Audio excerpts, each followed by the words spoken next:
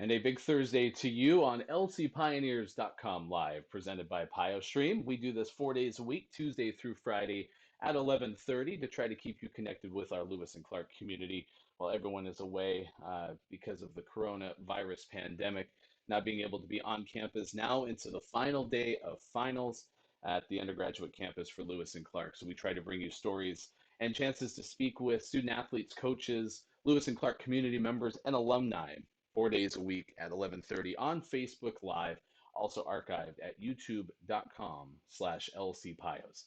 Hi, everyone. I'm Ryan Goff. I'm the play-by-play voice and director of athletic communications for Lewis and Clark Athletics. We are a Division III institution for the NCAA in Portland, Oregon, competing in the Northwest Conference with institutions throughout Northwest Oregon and the state of Washington. And because of NCAA Division III, competing against over 430 institutions nationwide, and Lewis and Clark's robust overseas study opportunities allow students opportunities worldwide. It's really a great place to further your education and make an impact on people. That's kind of been a theme that we've had throughout the course of this week with Neil Weir and Matt Kozdurka earlier in the week.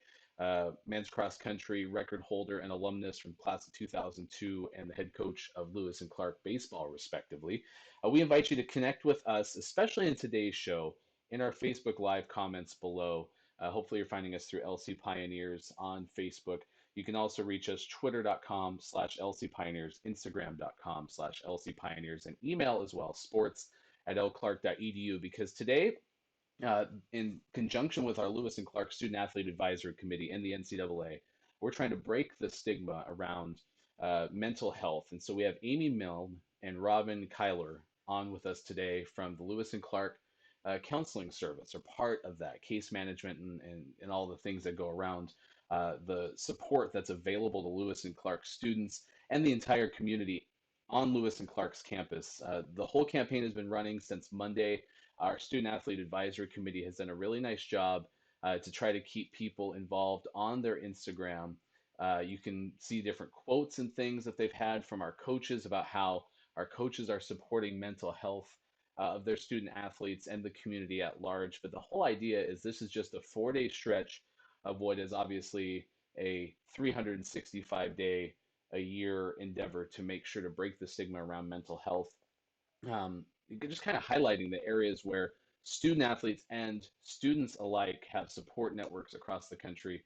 And if we start that discussion and we have opportunities for our coaches to speak out, opportunities for different resources to be shared, I think it's been incredibly valuable what our Student Athlete Advisory Committee has done on their Instagram feed. So be sure to check that out. LC Pioneers, Student Athlete Advisory Committee on Instagram at LC Pios SAAC. But again, the goal is just to kind of create that dialogue and communicate the benefits of normalizing mental health. And so one thing that will be fun about today's show is when we bring Aimée and Robin here in just moments, we'll have questions that have come directly from our student athletes and from SAC to ask them and try to just get information about how we serve student athletes and students alike on our college campus. So without further ado, let's welcome them in. Associate Director for Case Management, Aimée Milne, and Staff Psychologist Robin Keillor of the Counseling Service Case Management at Lewis and Clark. We really appreciate taking the time to join us today because we've been looking forward to this conversation since the Student Athlete Advisory Committee said, hey, can they come on the show and talk about things? So it's great to see you both joining us from Yes. wherever you may be. Describe, we'll start with Aimée, the Yeah. need for mental health services on Lewis and Clark's campus and some of the things that I think, certainly have already been in place that maybe people don't know about. Right. Yeah. I think the really great thing about our campus is that our students really work hard to break the stigma of mental health. There's a survey that goes out to students, and the last survey was done in 2018. And from our undergrad population, 45% of our students identified that they had sought out treatment for emotional health, had a diagnosis for a mental health disorder. So what that tells me is that people are willing to talk about mental health. They're willing to look and see what they need to support their emotional health. So as a therapist, I get really excited about that because I do think one of the biggest things that we have to overcome is um, the idea that somehow having mental health issues means you're weak or something's wrong with you, when it's that's part of your whole health, right? Where our emotional health, our physical health is all in the same thing. And so I love the fact that our students do that, and reach out for a lot of support. I think that's really important. And I think it's the beauty of our campus is because and especially with our student athletes, we're a small campus and people are looking out for each other and can support one another. And I see our coaches doing a tremendous job with doing that with our athletes. As a staff psychologist at Lewis and Clark, I know that we've all been impacted by what's happened with COVID-19 and coronavirus pandemic. And even as you go to the counseling service website, it talks about how you're offering mental health, a lot of secure video platforms. I'm guessing, you Mm-hmm. know, describe what a normal circumstance would be from the counseling service side of things and what resources are available to students, but then also, how you had to pivot and make things available with everyone going remote. Yeah, I think it's important for everyone to know that we do still have our counselors available. Now, things are transitioning into the summer, and as is true every summer, the resources are minimized over the summer months because we do have fewer students on campus, but there is still counseling available and consultation. For those who are in Oregon, there's video or telemental health by video or phone, and we did need to pivot and have been providing that for the past 6 weeks, and will continue over the summer months until everyone's back to campus, hopefully. Um, and if you're out of state, and that gets a little more complicated because of statewide licensing rules. But we do want to make sure that we are still available. You can still call and make contact with our counseling services. And if we need to help you get connected with services in your local area, we're happy to help facilitate that or help you know how to make connections there where you are. And can provide consultation support in doing that, or just problem solving with you. So please don't hesitate to go to our website for self-help resources, or to contact us by email or phone about counseling services. We're happy to help, and we're here for you.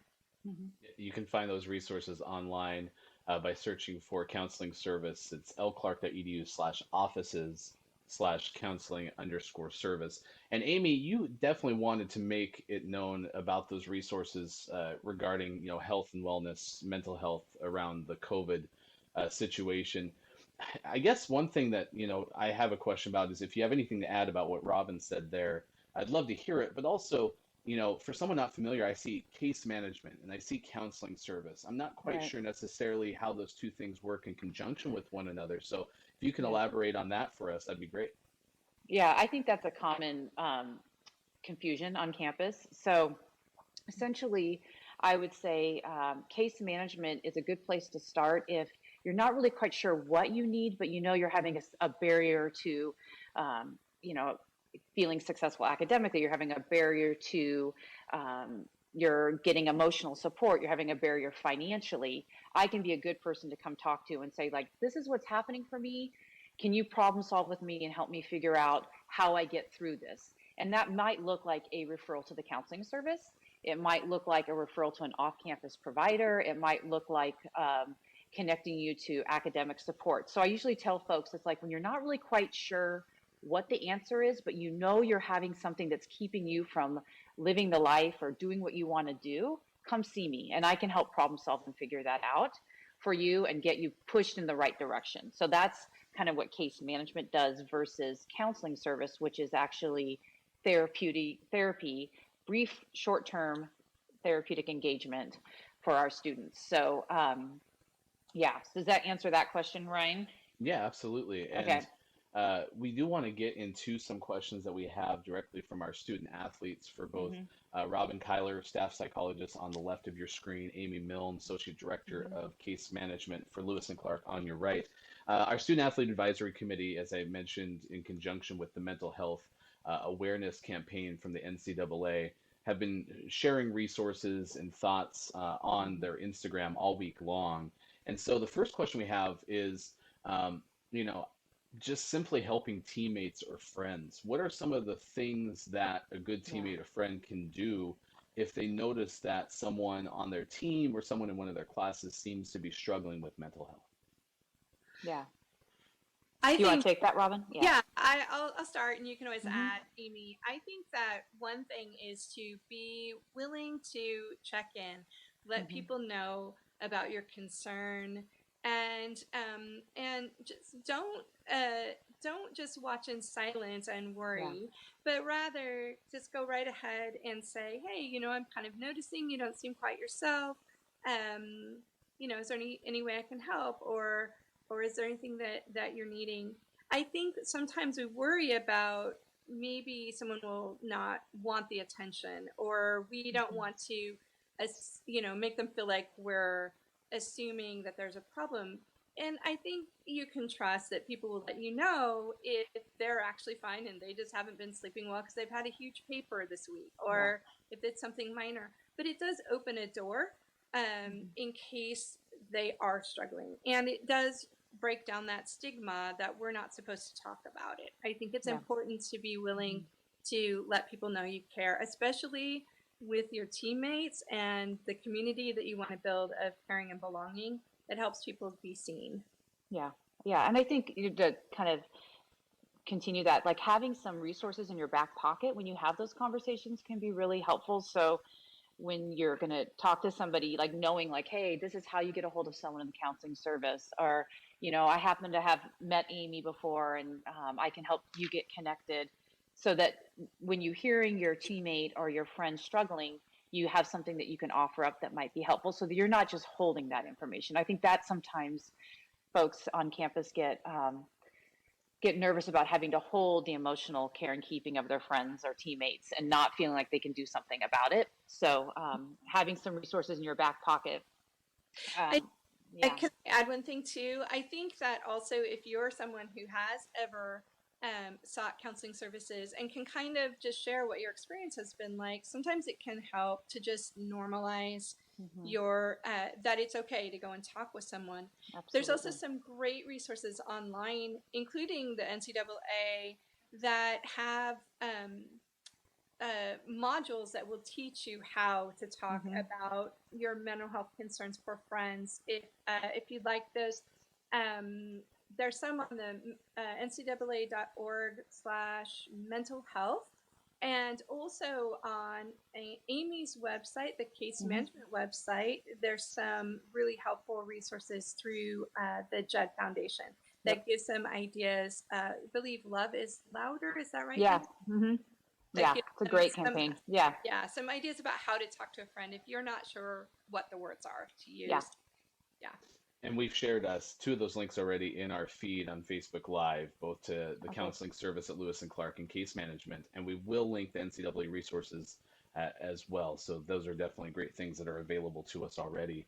Another question from our Student Athlete Advisory Council is, as athletes, how can we find a way to keep our mental headspace positive with all of the stressors of school, sports, and Hmm. other extracurriculars? And I bring that up too because the great thing about Lewis and Clark is it provides student athletes who choose to compete for the Pioneers a great place to get a high quality education and a great competitive experience in the Northwest Conference. But with that, we have heard from our student athletes about the rigorous, environment that it takes to get through all of that successfully. And I know Yeah. that it could be a stress. So when you mix in the specific intercollegiate athletics experience with all of the normal school expectations and extracurriculars, what are some ways that they can keep their mental health space positive? Yeah. I think one of the things that I talk about a lot is staying mindful to the moment, right? So when you're, even as you were talking, Ryan, you're saying like they're doing this and they're doing this. And I could feel myself going, God dang it, that is a lot of stuff all at once, right? But if we stay mindful to the moment, if we're able to say, like, okay, right today, all I need to tackle is this. Today, this is what I need to do. And then having a really realistic standard for how you're going to approach that particular task, that situation. So mindfulness for me is one of our the best things that you can work on as a skill for tackling when your life has a lot of different stressors in it. So mindful, and then self-care. And self-care, it's funny. I think self-care has kind of got as a name that some people um, feel like it's overused, and I define it as like self-care in terms of nurturing yourself, self-care in terms of having realistic standards for yourself. Perfection is not self-care. So, what is your self-care practice? Are you sleeping? Are you eating? Are you emotionally connected to other people? Are you finding fun in your day? So, I would, for me, it's mindfulness and self-care are two skills that we should always be working on to help get through, because our student athletes do take on a ton of, they're often our leaders on campus. So you've got not only their experience with athletics, but then leadership on campus, and then the academic piece on top of it. Yeah, that last point that Aimée made was one that I have noticed. I'm pretty new to Lewis and Clark, and a lot of the people that I've met so far are involved in so many things, including the athletes. And I think sometimes in that, being mindful and taking care of your self-care is doing a little bit of an assessment of how much balance you have in your life, and are there areas where you could delay or even maybe put something down for a while if you're feeling really overwhelmed, if you're struggling to keep that positive headspace. I think finally what I would say is you're not going to feel positive all the time. Nobody feels positive all the time. Yeah. But what you want to do is hopefully have a balance so that more often than not you feel positive, clear, and able to tackle everything that you have on your plate. And sometimes it may require adjusting what's on your plate to do, but also recognizing being patient and compassionate with yourself. Absolutely. And that can kind of help pave the way for feeling a little bit more like you can handle things. Well, and Robin, that makes me think, that those are seeming to me like that positive self-talk that can be super helpful to realize that, you don't have to be on all of the time. When you think about positive self-talk, because that's one of the questions we have from our student athletes, what are some of your tips for positive self-talk, Robin? And also, since you mentioned kind of newer to the community, how often do you see, student athletes coming into your office, and how would you encourage them to even be there more? Yeah, I don't have any numbers to share. Sorry about that. But what I can say, just sort of from my anecdotal experience, is that I saw quite a few athletes this year since I've come to Lewis and Clark. I feel like they were sharing both that their teammates suggested that they get support, that their coaches have been generally really supportive and positive and referred them, and that sometimes they self-referred, but that definitely there's a good environment. I think, as Aimée was saying, I think that hopefully Lewis and Clark is well on their way to combating the stigma of seeking mental health services, and I think that includes among the athletes. And so I'm really excited to see that coming in new. I think that in terms of positive self-talk, I think that it is really important to be able to share, sort of reflect on your strengths. I think we tend to focus, well, I know as humans, we tend to focus on being really critical, and kind of some people live in a space where they feel like if I'm not critical, I won't push myself, I won't achieve more.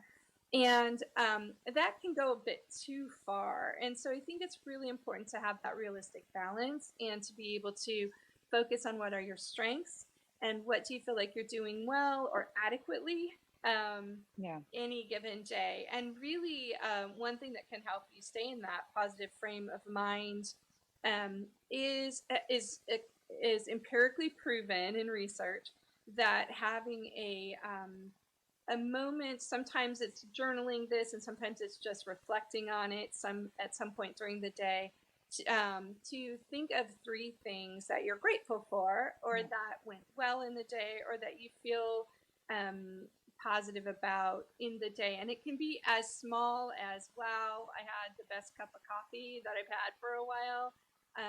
Or I feel like I reached out to someone who really needed a smile and a hug today. Well, we all need hugs right now. Um, Yeah. and I think balancing that, as you're saying, Ryan, with my earlier point of also not expecting everything to be going Yeah, swimmingly well all the time.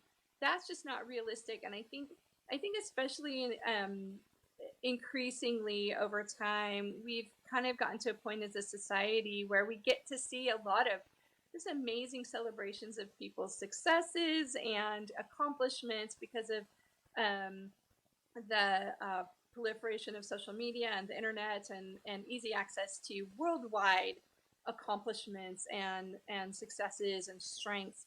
And it can feel kind of out of balance sometimes because then we might think we should always be doing our very best every minute of every day. And while we are doing that, everybody whose accomplishments are being shared are also struggling with mistakes and difficulties and challenges because hmm there's no way anybody grows without having challenges in their right. lives.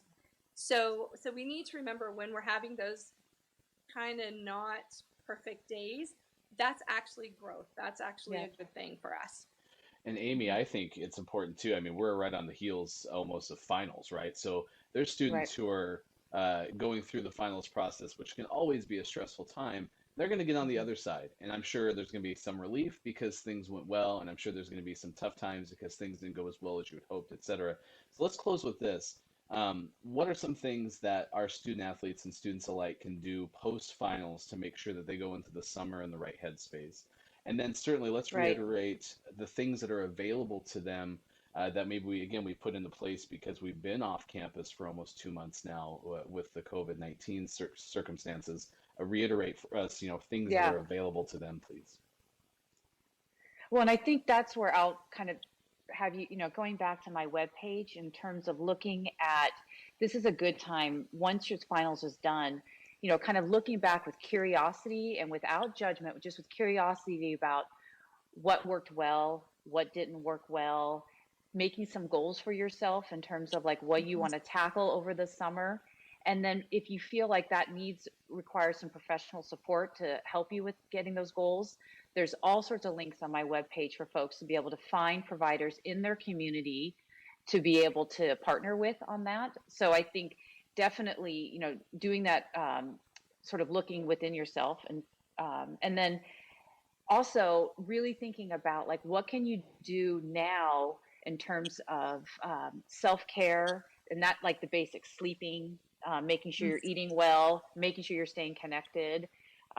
What can you do in terms of fun and feeling like you're not just living each day with like, what do I need to be productive?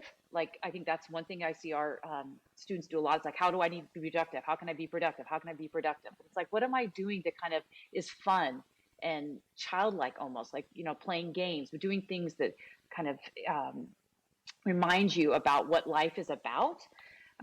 So again, like identifying if you need professional support in the summer right now is a perfect time to do that. And my webpage, you can access some in your community, folks.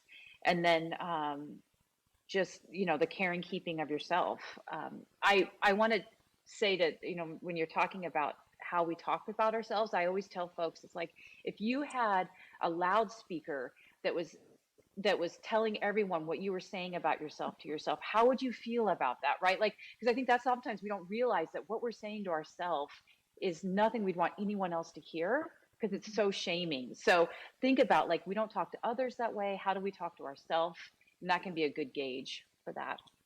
Well, and we will certainly share these on our webpage again, or not the Mhm. webpage, but in the comments of our archive show, youtube.com/lcpiles. I know as we try to do this from wherever we are in the world, including my bedroom in Salem, Oregon, we're trying our best on our internet connections as everyone else Yeah. is. So we did have some dropouts, unfortunately, but if you missed any of this, it will be archived. and it comes through. The recording is clean. It's the uploading that's the problem. So we'll be able to put through the recording on our YouTube page, and you'll be able to hear everything in crystal clear audio. So that'll be great. Aimée, Milne, and Robin, Keillor, thank you so much for taking the time to Yes. join us on lcpioneers.com live. Thank you. Have a good day, you guys. You too. Thank Bye. you. The great resources for sure. I mean, they were super helpful in being able to talk to us about everything that's going on. And again, the website's lclark.edu and then /offices. And the two websites, case management is case_management, counseling services, counseling_service. I found a lot of times just typing in case management or typing in counseling service to the search function of the website at lclark.edu is super helpful to find exactly what you're looking for. Those are again in our Facebook comments as well, and we will link them in the YouTube description so that you have that when you do watch this in archive fashion. So tomorrow, our final guest of the week will be Etta Moen. She is from Women's Cross Country. I'm going to get off the show today and talk to her and see. We might have Genevieve Cerna as well, who's a classmate of hers. They're both rising seniors for Lewis and Clark cross country. But the Pioneers had such a successful cross country season last fall. Etta had her best ever season as well. So whether we get both or we can talk to Etta alone, either way, it's a win. We'll bring them to you tomorrow.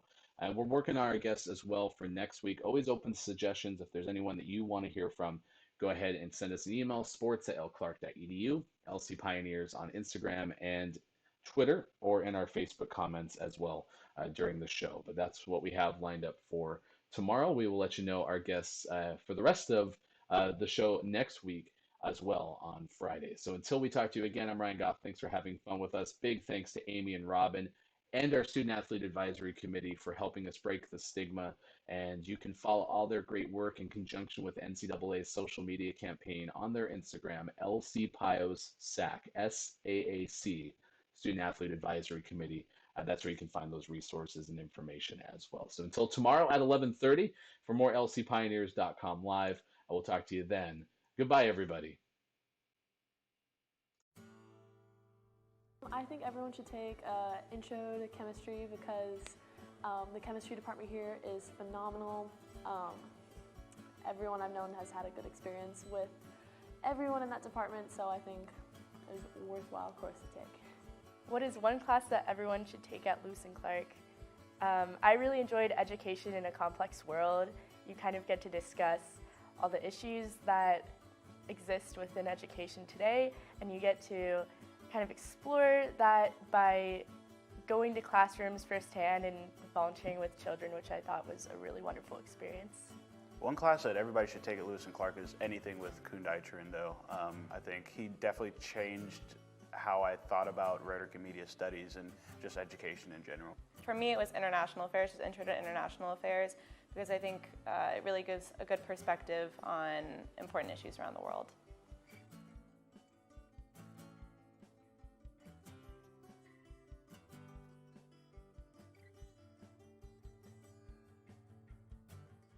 I'm Casey Jones, and I teach a range of classes: general chemistry, organic chemistry, and also some advanced classes. And I have a research lab that currently I have 4 students working with me as part of the Rogers program. The summer experience is a way to get really deeply involved in the science that is here and be able to start to define what might be what you want to do next. So the brown bag gives our students a chance to explain their research and really show the context and the application of what they're doing to a very broad range of students and faculty. It's interesting to be able to communicate to other scientists what your work is, and it forces you to learn how to talk about your subject so that not only experts in your field can understand it, but others can understand it as well, which I just believe is a good life skill. To talk about your research in a way that anybody can understand it really is a valuable experience, and it's something that you don't get a lot of practice for except in these contexts. Because oftentimes you're giving a presentation to a classroom filled with people who know basically the same things that you do, but in a brown bag, you have to be able to explain and provide motivation for everything that you're working on and why it's important and why it's relevant to be studying.